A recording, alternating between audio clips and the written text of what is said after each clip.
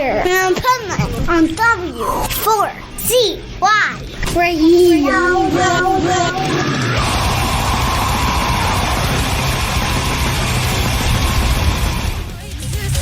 Now has your mind tied up in the ugliest of knots. You shed your shame like reptile skin. Can you shed This is the Pipeman here on the Adventures of Pipeman W4CY Radio, and our next guest has some pretty cool new song and a cool tour going on that we're going to talk about. So let's welcome to the show, The Fixer. How are you? Hi, I'm doing great. Hi, thank you very much for having us.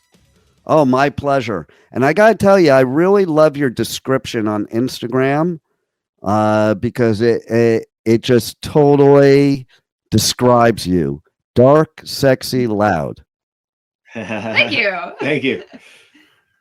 And I was listening to your new song, and it's pretty badass. What I like about it is that, it's not like normal metal today that has one sound throughout the whole song. And basically, once you've heard the first 30 seconds, you've heard the whole song, which placates to the track mentality. I think yours is more old school, in my opinion, where it takes you on a journey.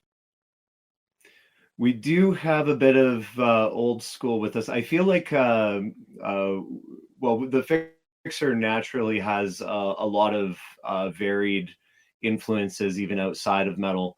But I feel like there is some elements in old school. Like I grew up in for a reference point, when new metal was very popular. I feel like that to a degree comes through. And I don't know, I guess just writing something that's start to finish the same, like nothing really wrong with that. But if you do every song like that, it as a creator, I don't know, it doesn't feel as fulfilling.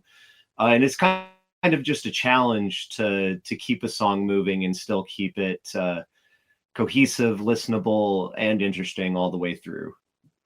Well, and you made a good point there because, like, as an artist, if you were making the same song over and over again, it wouldn't be fulfilling and be kind of boring and tedious, I would think.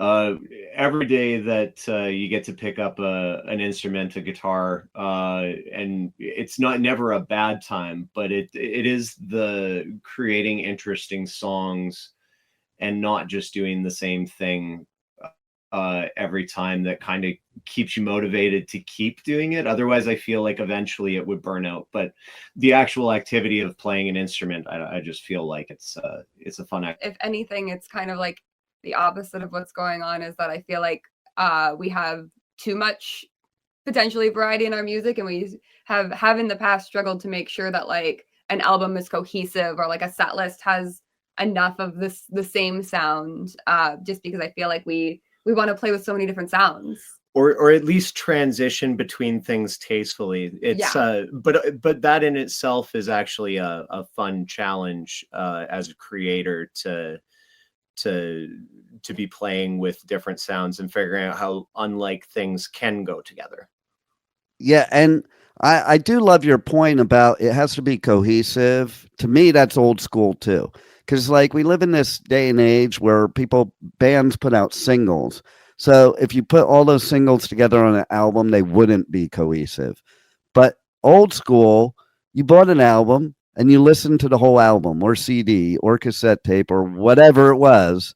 You just went through and be kind of like, okay, if you listen to Dark Side of the Moon only one song at a time, it wouldn't make sense. Yes.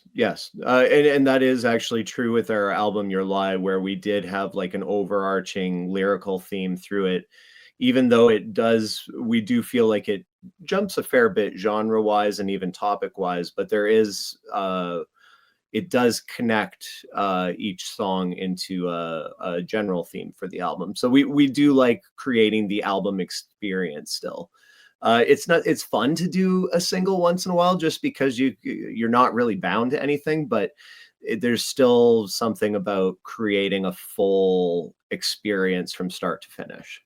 No doubt. And to your point, I like when bands put out a single, but then it's not part of the new album because it doesn't fit with the rest of the album. So they put out singles, but really then they put out an album. Say that again. Sorry, I interrupted you. I was just saying, I was thinking that that's exactly what we've been doing with our two singles. It Will End Tonight and Ugly Knots we released because a lot of our music's going in a different direction on our next album. We just didn't think they would fit with, but we still like love the songs, really wanted to give them like a real release and like a real, I don't know, you word it better. Yeah, we wanted to give them a proper release, and they're great songs to play live, but we do want our next album to have kind of a specific sort of I don't want to make it sound like it's all going to sound the same, because that's not it either. But Yeah. do want to have that cohesiveness, and those two songs, they were as good of songs as they were. It didn't really work in a album cohesive sense. Yeah. Yeah, They and were a that different makes vibe. sense. Yeah, and even what you said before, as long as there's something tying the album together, it doesn't have to be the same exact genre every song, in my opinion, because it's kind of that to me. That's part of the journey, is it not being exactly the same on every song, just something tying it together. And it's funny because this all reminded me of a few years back. Slipknot released this really, really good single.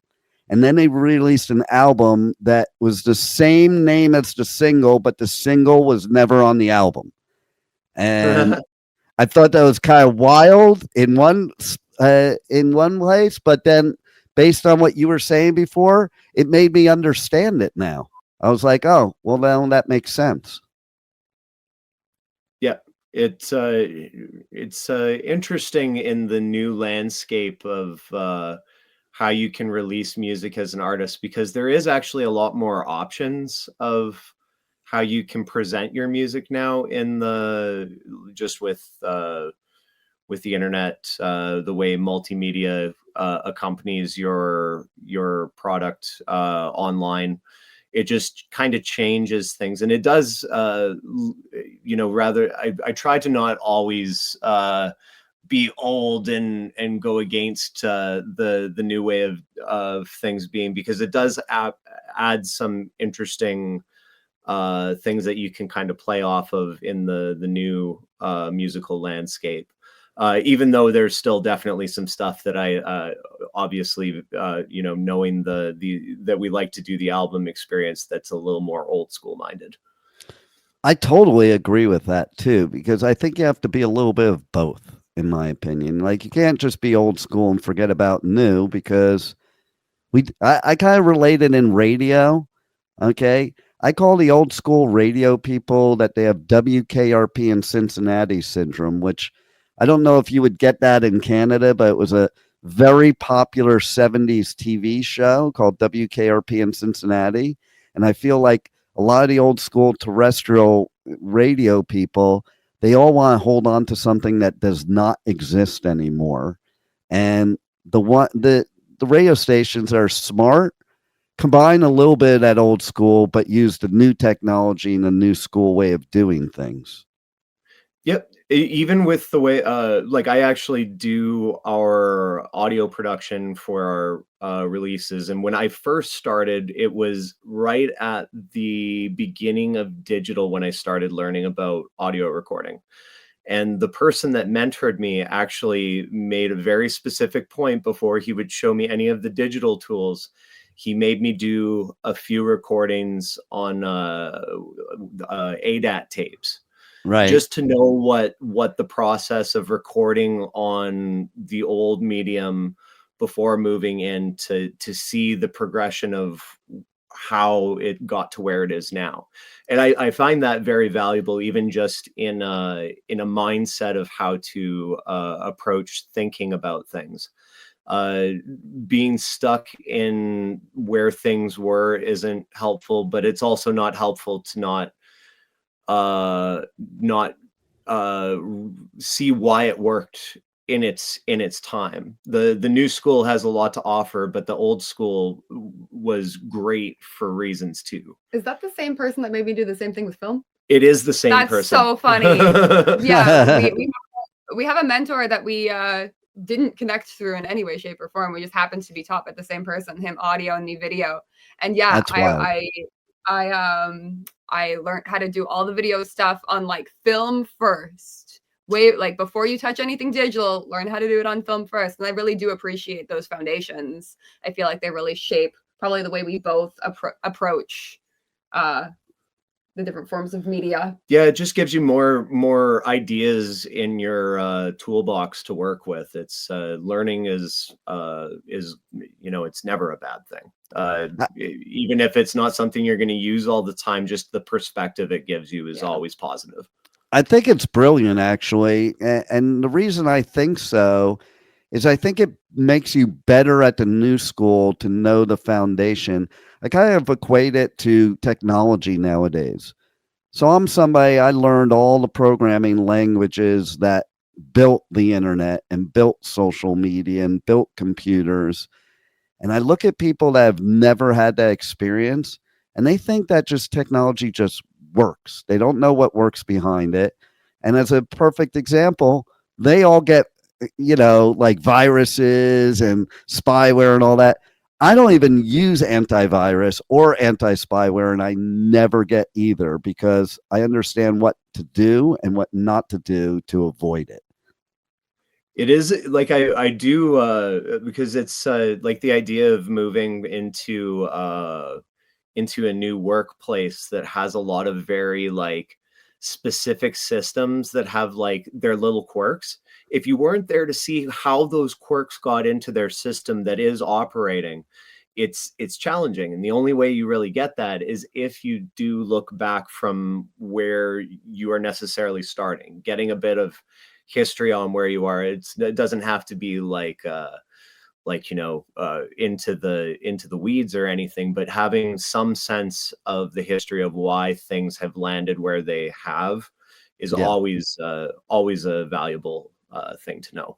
Yeah, and I think to your point with the audio production specifically, because I know that better than the video production, but I think it really helps to know that in analog there was a wave and there were mids, whereas digital is chop, chop, chop.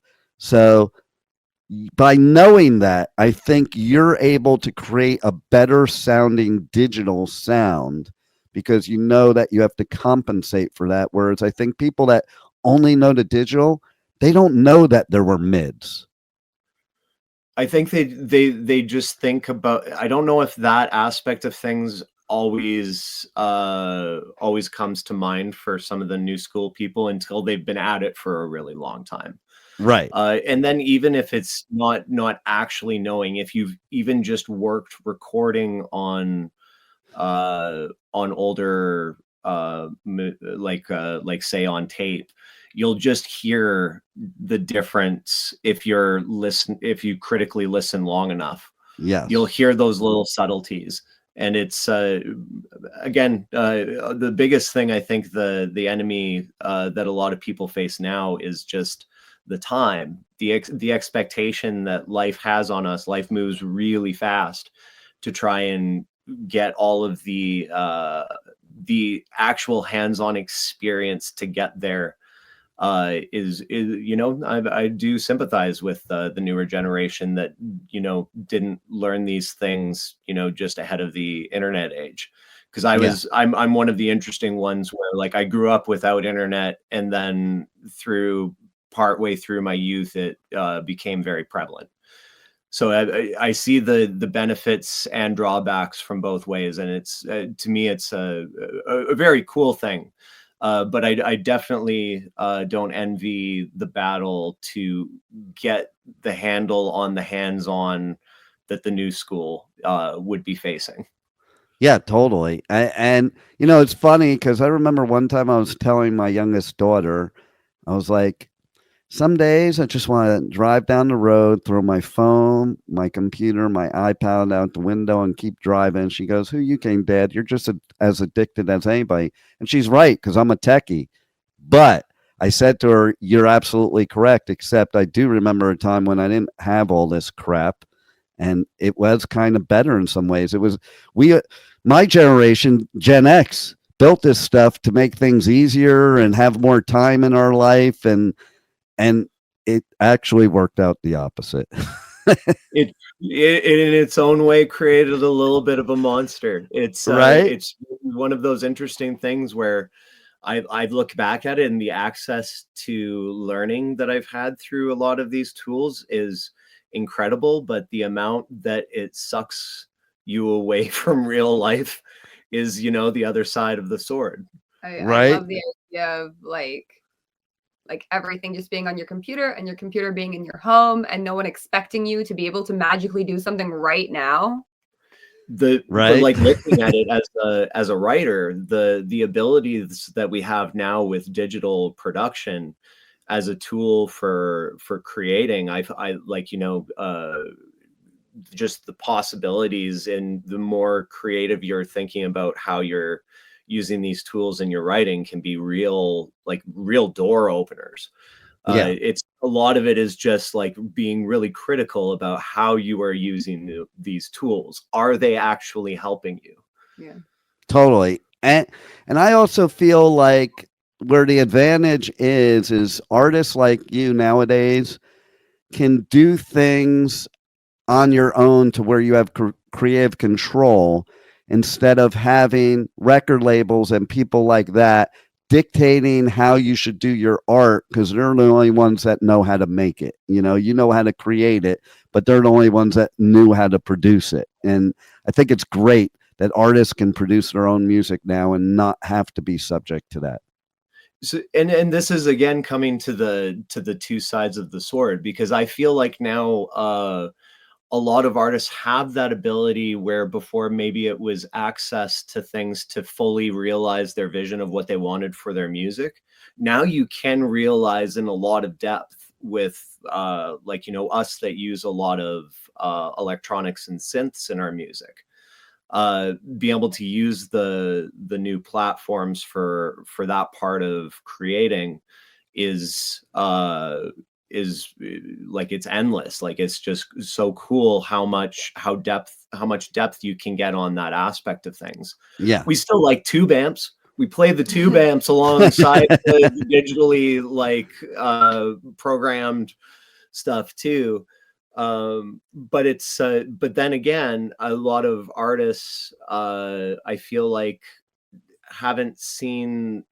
have now created a much larger workload for themselves by doing everything. So I think there's also that struggle for a lot of bands, is getting their full project operating on all levels, just because they've just got so many other things that they've started to take on doing themselves, rather than having like a few people that are specializing, that are maybe not necessarily the musicians themselves. I see the benefit in that.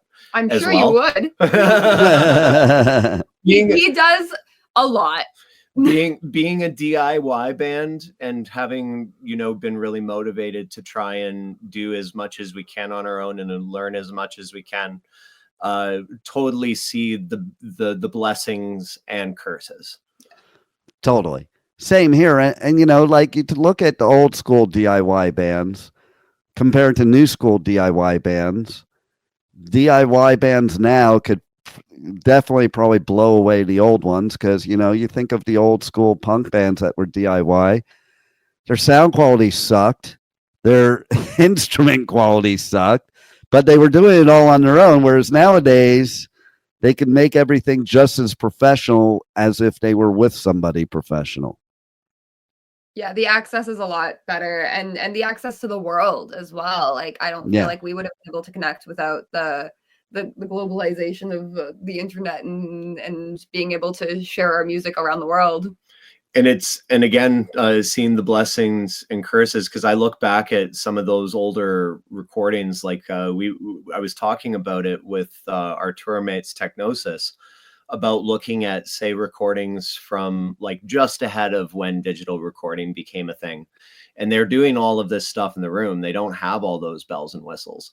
Right. But there is energy. There's that secret artistic sauce of the performance and stuff that I feel like got the extra attention in those days that isn't always there. There's definitely still recordings that are doing it, and I feel like my favorite recordings are the people that have been marrying the old school with the new school.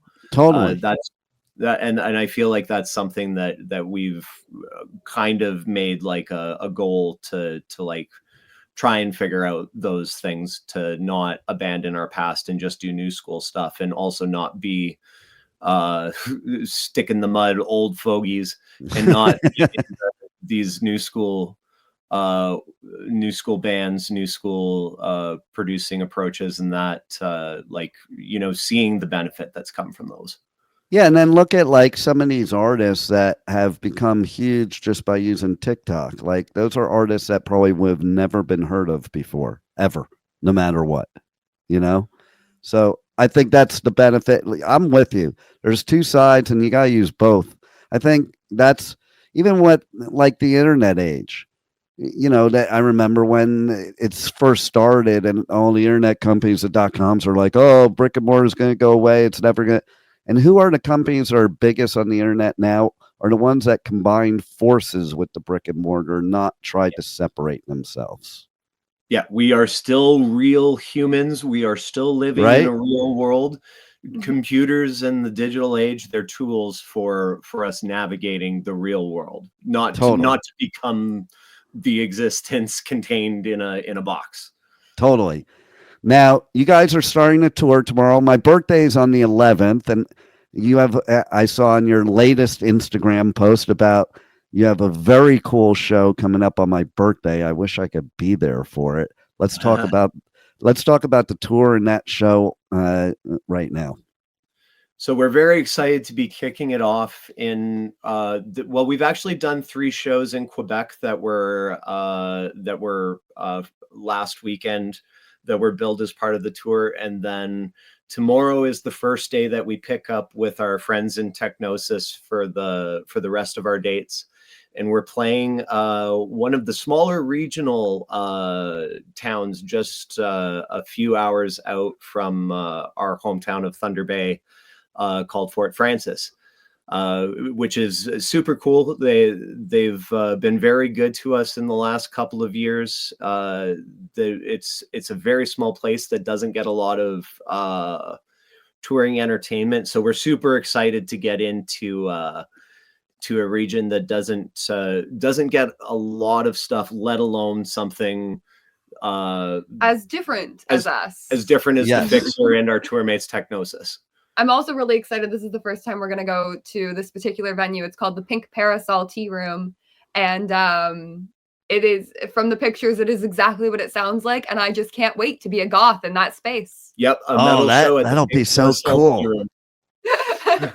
Like, and our show on the 11th, that will be our first time ever playing in Prince Albert, Saskatchewan.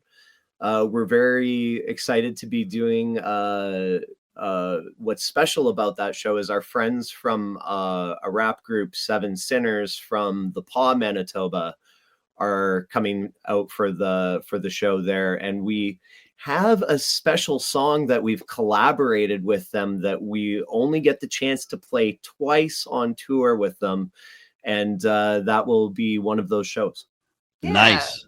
I also just love any show that has a dress up theme. I love like we always dress up and we're always doing some elaborate things, or like being over the top. And I love when the audience I guess the people going to the show can also express themselves and wear something that's really fun for them. And I just love seeing other people's fashion art as well. We have a spot at home called Definitely Superior Art Gallery that does a couple of like themed multi-arts disciplined events each year, and having played their events over the years with the dress up themes, it's just always so fun to get other people a part of creating art along with the performers.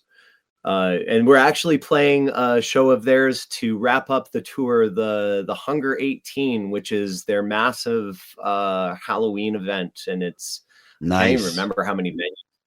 It's like There's somewhere between like 9 and 11. Yeah, There's always a lot. and we're very excited to be a part of that show this year on Halloween proper, which is I so love fitting it. for us. I love it. And you know what I love about what you're saying? This is what I do like about new school that I could care less about old school about. Back in the 80s, we were the worst freaking gatekeepers when it came to metal and punk. It was stupid. And I love that nowadays. Like I go and I do coverage at music festivals all over the US, UK, Europe. And you go and it's just like anybody can be anybody they want there. Like it's like there are no outsiders, there are no freaks. We're all freaks, you know? And like and it's like everybody can have their own look. You know, back in the 80s, it was like, okay, if you were into this metal, you had to look like this. And if you're into this metal, you had to look like that. And it was like the whole idea of goth and metal was separated. And I'm like, that's kind of stupid. You know, we're all really in the same realm. And people should just be able to express themselves any way they want to express themselves. And that's what's cool We about couldn't metal agree today. more. You know? That was one of the things that always drew me to music in general. Is it's one of the few gathering type events that really does not have borders on who will attend. It's one of the true community builder sort of things that we have left. There's very few things left in the world that I feel like has an element of magic like music and live music. Yeah. And I think gatekeeping. Sorry, I was just going to say, I thank you guys for that because your generation is what brought metal to be that way, opposed to the assholes in my generation.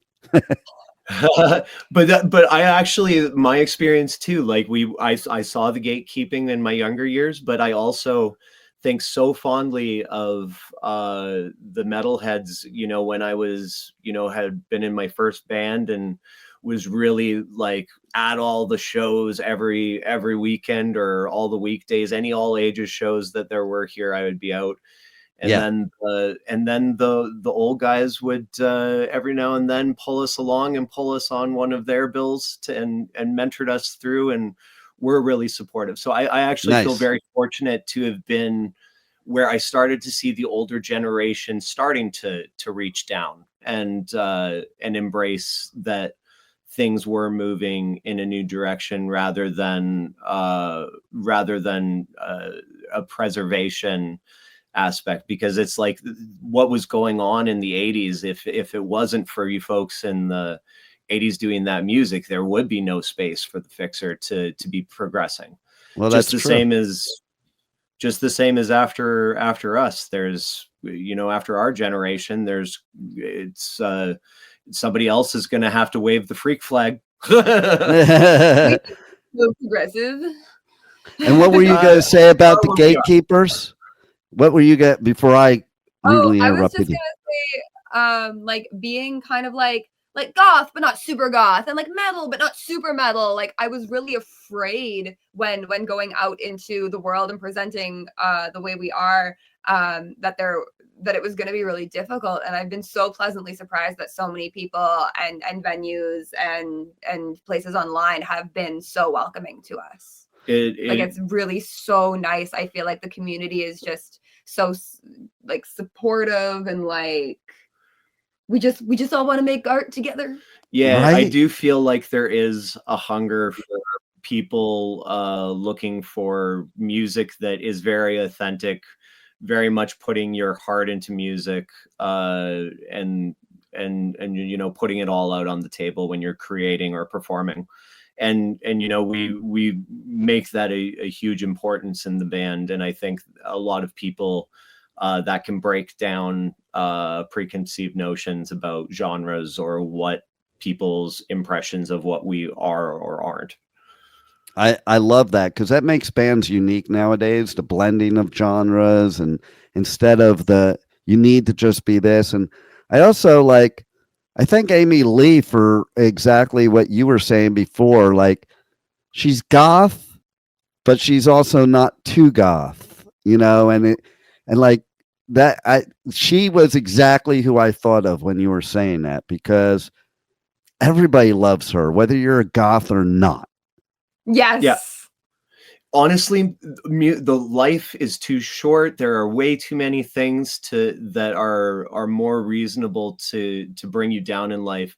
Just enjoy the music that's out there. Like, Totally. why cheat yourself from the joys you can get from all types of music? Right, exactly. And I think that's where, I can't speak for Canada, but I think that's where the US is getting smarter, because I think Europe has always kind of been that way. Like, you went to European festivals, Yeah. it was always a mixture, which you didn't have here. And now we're starting to have it. Like, I do all the Danny Wimmer festivals here. Just came back from one. And like, we had pop punk, we had goth, we had, metal, we had thrash, we had hardcore, like, we had every kind of, even hip hop, every kind of music there. And we were all on the same team. That's okay. No, that's exactly what I love about music. That border breaking thing. And it's, like, there's, I'm not going to go up and do rap, but it's sure, like, getting to play with our friends like Seven Sinners, and going out and see people doing other types of music. Like, why would you cheat yourself from that? It's just, I don't know. Perfect and then example. even the just getting to meet other creators. Yeah.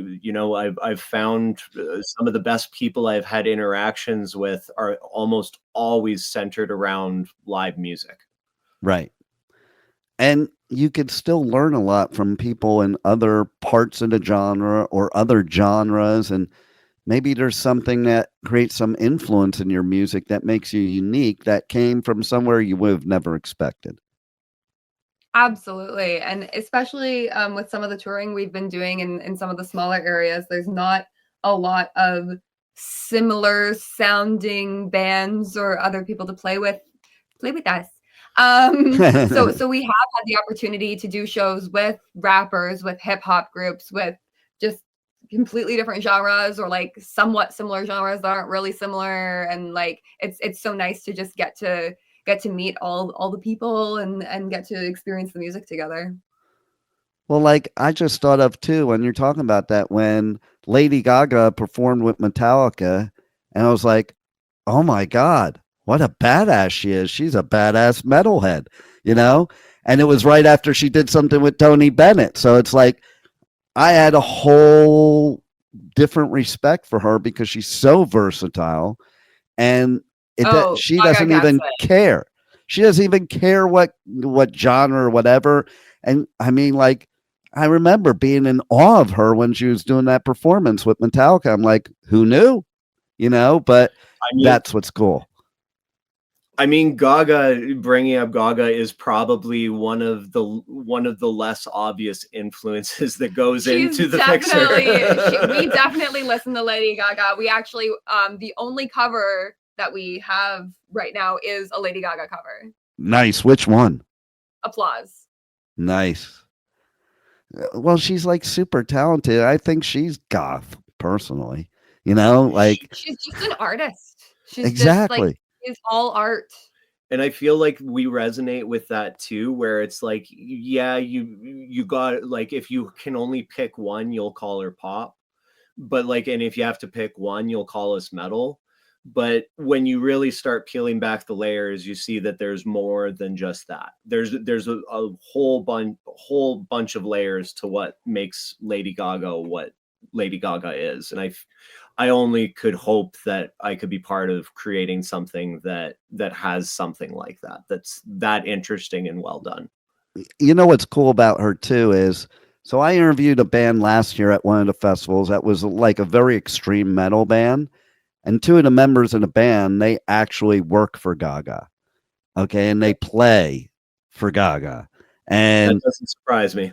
And they talked about her like in the best way possible.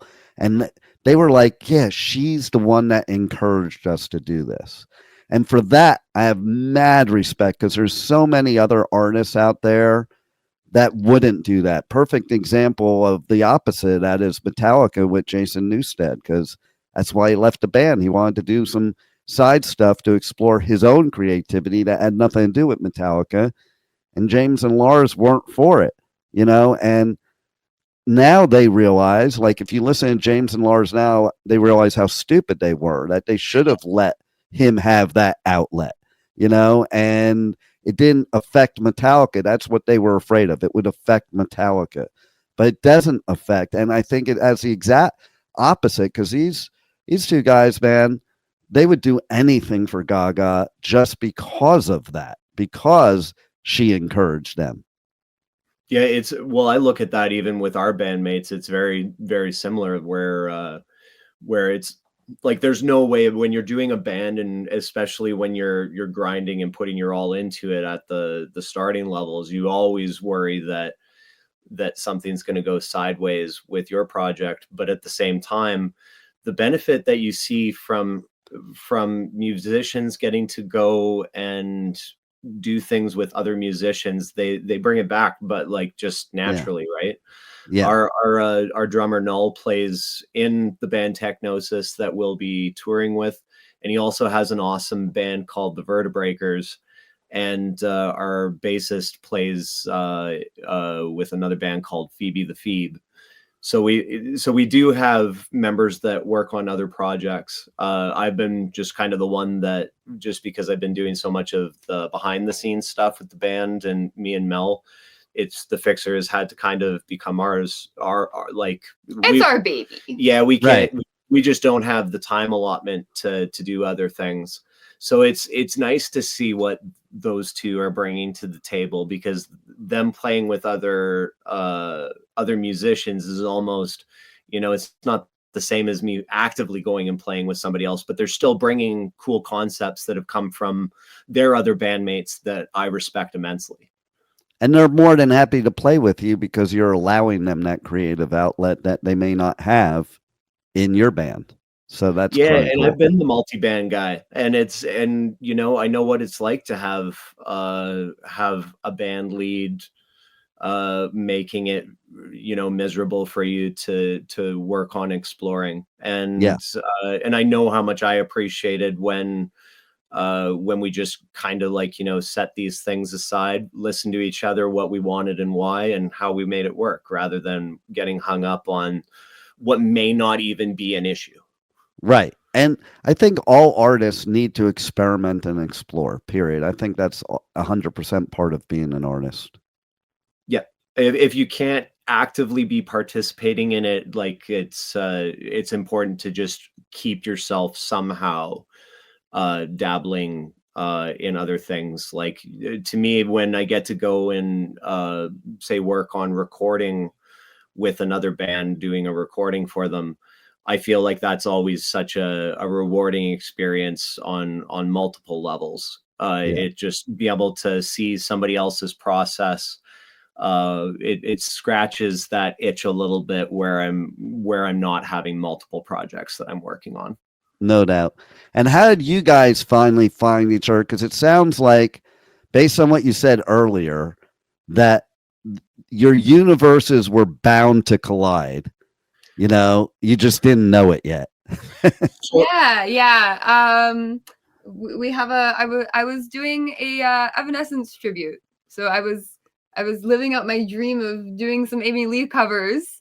And our drummer at the time saw Melodonna performing the Evanescence covers.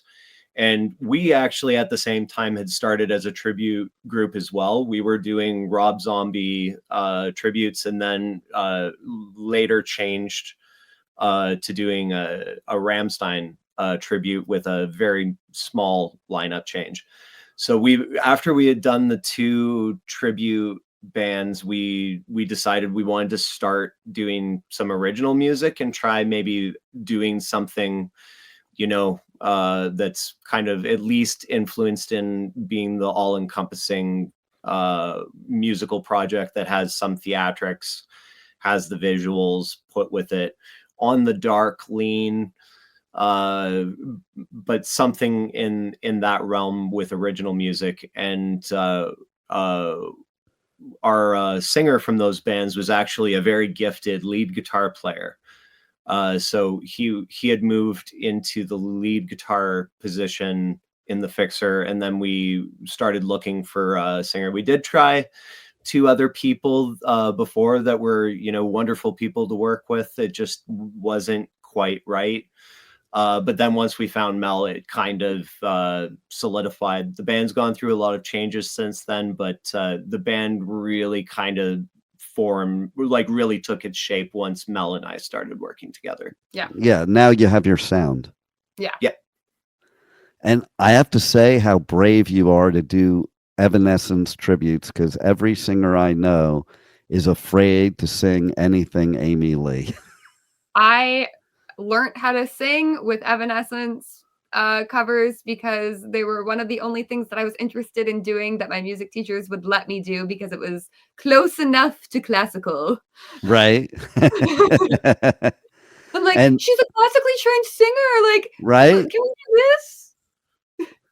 Yeah. And I think for those that don't know, like, she is just such an unbelievable talent. That's why I said what I did, because if you can sing her stuff, you can pretty much sing anything, I think. I mean, Evanescence is a hard one to knock out. I know I hear every now and then in interviews Amy Lee is speaking not as highly of the Fallen record, but like I look at that as like being one of the like classic albums of that generation. Like it's like to me it's like, but I get it as an artist too. Like as soon as you're creating new stuff, regardless of how other people receive it, you're probably creating that art for a reason. Yeah. So like I get it, but at the same time, like I think of like Bring Me to Life and even Going Under and My Immortal as like that's the best ever, My Immortal. Like like those are like defining songs of that was my first Evanescence song. And that one is a hard one to sing for sure. Yeah.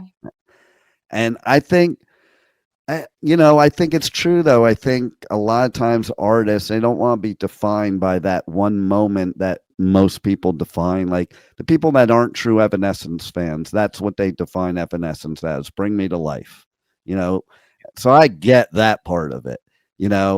It's interesting, too, as you grow as an artist and learn your craft more and kind of figure out who you are as an artist. I could see also, again, where that kind of stuff would be like, well, that wasn't really where I was going.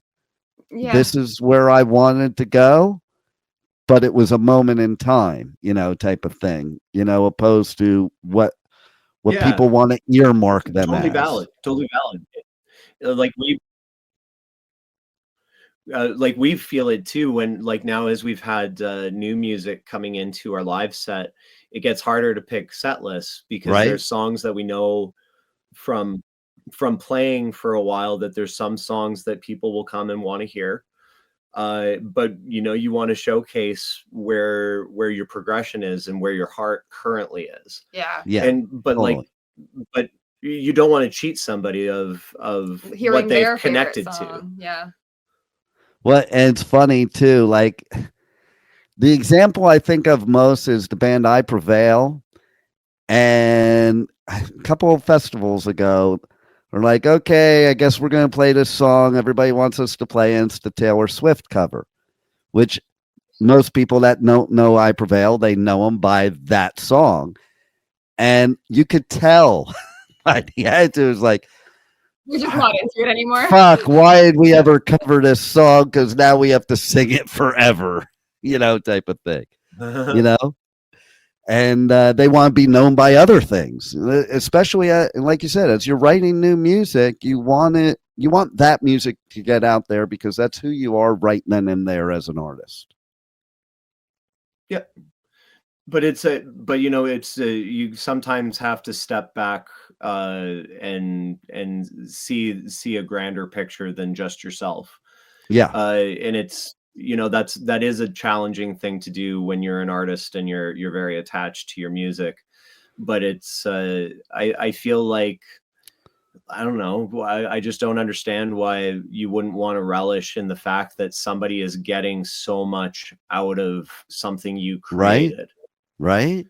It's just to me, that's the magic of music. The music is greater than what our individual project is, and what music can do is the real magic. So if you're able to do something that really creates that magic, to me, it's like, even though understanding the difficulties in the set order, like, we're just grateful that we have songs that people will come out and actually sing Right? along the words to at shows. Yeah, that's one of the That's best gotta be feelings the ever, is seeing someone mouth the words to your song. Like, what do you mean you know the right. words to my song?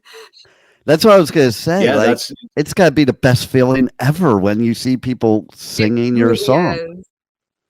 You We know? actually had one person do the choreographed dance from one of our music videos, like, in the audience. I was like, "Oh my god, you're doing the choreography with me!" yeah. Wow. That's pretty Like, to learn cool. to go through and learn the choreography from a music video is just, like, I can't imagine attempting to do that.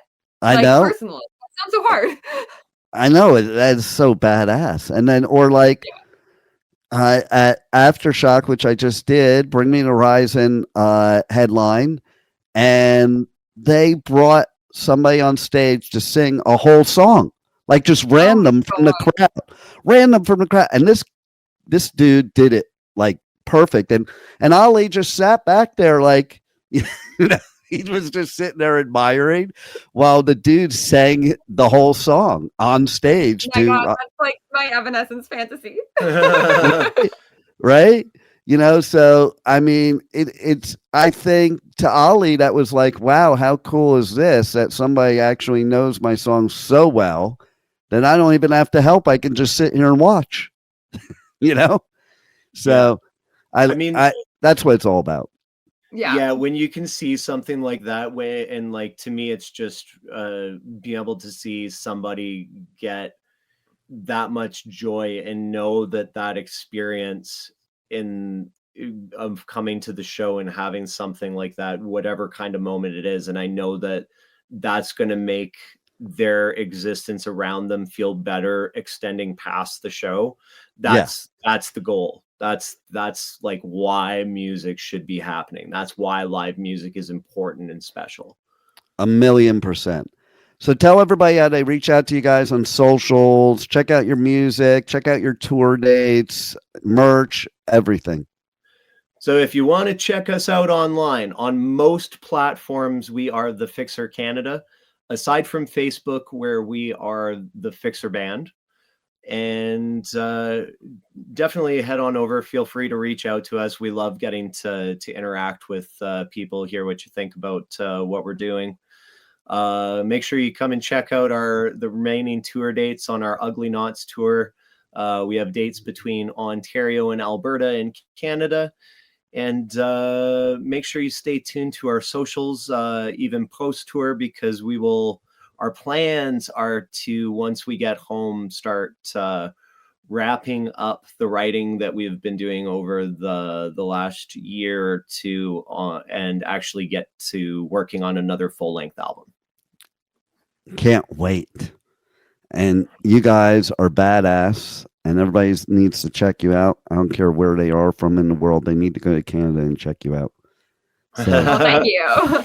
Yeah, we do appreciate that. We have had some love coming from so many different corners of the world. When we first started the band, we wouldn't have dreamed to have had the people reaching out to us as excited about us, you know, whether it be in Europe or South Africa, or, you know, Mexico, even the US, to us being, you know, folks that have been very much like, you know, hanging around in our northern Ontario region for so many years, that our music would actually travel as far as it did. That's way cool. of course, thank you to you for spending the time talking to us and showing us. My pleasure. And it's appreciated you introducing us to maybe some new listeners that maybe haven't heard of us yet. Absolutely, and they should. Are any of your shows on this upcoming tour near Calgary? I don't remember. We actually just had our Calgary show. The venue decided, because it's Thanksgiving Monday, that they did not want to open. So we thought we had a show in Calgary. We will be in Calgary. So if you have a show for us to play, let us know. Yeah, I have somebody that is a co-host of mine on my live show. That's where she is. So I'm gonna have her look out for you, but I'm gonna have her go to one of your shows since she represents. If she doesn't and is willing to make the trip down next Tuesday, we will be playing in Lethbridge, Alberta, which I think is about 2 hours. I think that's the closest. And in Canada, 2 hours is nothing. Exactly. That's just going to lunch. We're also playing in Edmonton on the Sunday of the Thanksgiving long weekend, and we're playing with a really awesome band there called Darkened Skies, as well as another really cool band called Ashenmeyer. Nice. So that show too is totally worth the trip up, even beyond us. I would travel the miles just to go see the two locals from Edmonton. And I know she's gone to shows in Edmonton before, so I'll definitely tell her about that one too. So cool. You guys rock, and thanks for being on the Adventures of Pipeman. Thanks for having us on the Adventures of Pipeman. My pleasure. Thank you for listening to the Adventures of Pipeman on W4CY Radio.